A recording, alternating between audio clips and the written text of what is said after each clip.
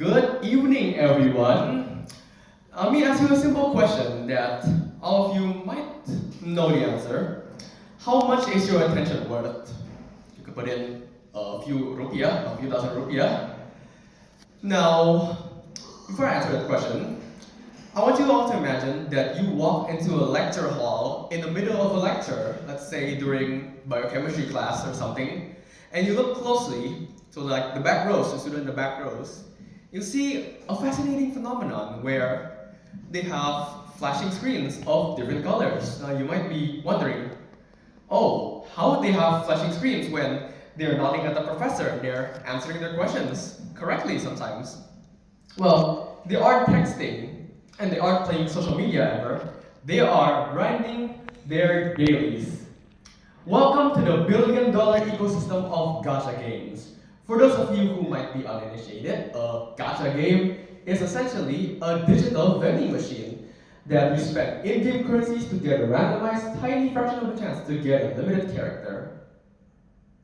No, but today, I don't want to talk about the psychology of why students play these games. I want to talk about a growing underground economy. I want to talk about something that students are paying other people to play these games for them. Firstly, before I go there, you need to understand that someone would pay a stranger to play their own game is the core part of what makes gacha industry, concept of it is, which is now known as FOMO, or the fear of missing out. Gacha games weaponize this FOMO in an exact science where they operate under strict, unforgiving real-world timers, usually only lasting a couple of weeks, where that shiny new character on the banner will forever disappear for a long time. Maybe they'll even come back ever after that week is over. And to get these in-game currencies to pull for them, you need to log in every day, you need to complete these events, complete these daily missions, and spend your time on the game, usually by like a couple of hours. Now, if you miss a day, like on these gacha games, you will actually fall behind and not get the rewards. If you miss the event, you could potentially lose out on even more rewards that you could have potentially gotten to get the character. Sometimes, this character never appears again, and so you miss out on that character forever because you forgot to log in and you forgot to do an event, which is usually the mindset of these university students. Let's take about a pharmacy student. I myself as a pharmacy and look at their Wednesday schedule. They spend grueling hours doing microbiology lab, as I do, and run DNA extraction, managing chemical reagents, and doing total plate counts of many different bacteria. Now, their brain by itself is already pretty fried, I'm guessing, but the day isn't over. No, they have to meet up with their study groups, let's call them the smart people, to consolidate with all their lab data, plot different standard deviations using statistical softwares for variances, write a massive comprehensive lab report of discussion, conclusion, and many others perfectly formatted in APA 7 style by this midnight. They're operating this in about a few hours of sleep and caffeine, probably more if they're lucky, and they absolutely do not have the mental bandwidth or physical timer to spend another 2 hours or so just farming virtual currencies in a digital fantasy world. But the FOMO is right there, and that's where it gets them. It forces them to think that if they will miss the banner, their account will be ruined, and they won't get anything.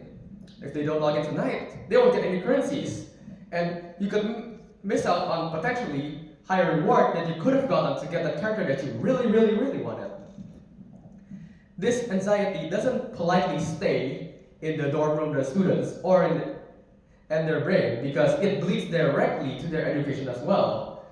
Let's say the next morning you have an exam. While you're thinking about that exam, the other side of you is also thinking, what if I miss that event? And what if I don't get the character that I wanted? I've saved up for a lot. I really wanted this character. And so their brain just goes everywhere without thinking of the subject, and it could potentially ruin their academic life. This game becomes a cognitive parasite as it drains the exact mental focus they need to survive university. So what happens when FOMO enters academic deadlines of students? This is where the free market of the world steps in. Students have found a third option that they could do, where they don't quit the game and instead they hire a pilot. In many places, including here in Indonesia, it is widely known as a joki, which is a hired gun for a surprisingly low fee of a couple thousand rupiah a week or a month that will play your account, where the students will give their highly protective account with valuables and everything, their credentials, to that person, a total stranger on the internet by the way, to play their account.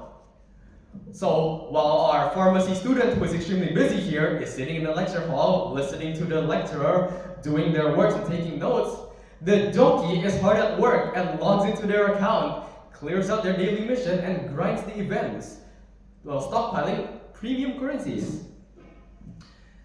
Now think of the absolute madness of this is and how kind of stupid it is to do this.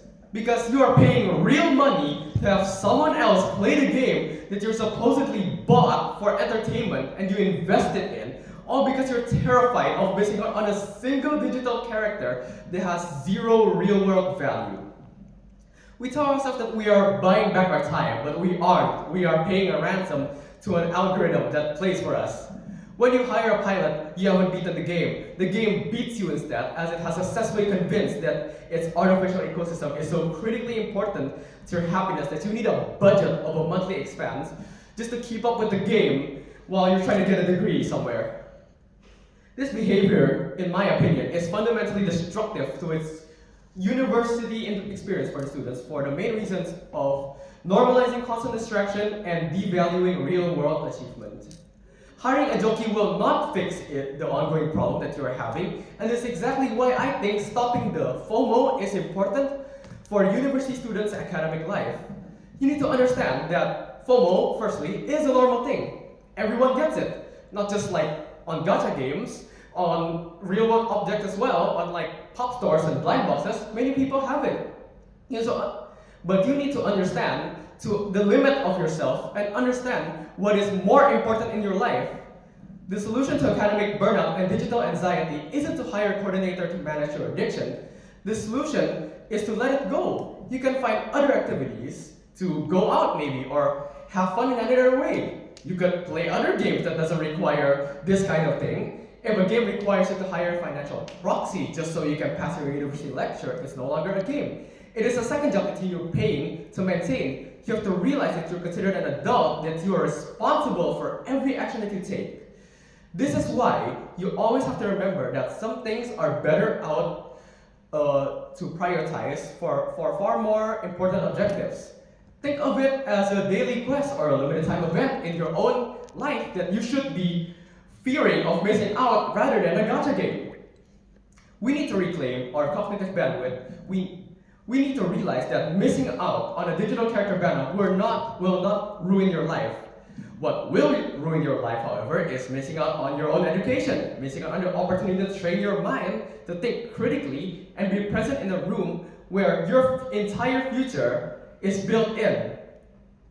It's time for you to put your phones down, your consoles down, cancel the pilots that you're hiring, and look at the screens. Give yourself permission to miss out on digital illusions. And you can finally start showing off for the reality. My name is Saputra from Pharmacy, and thank you for listening.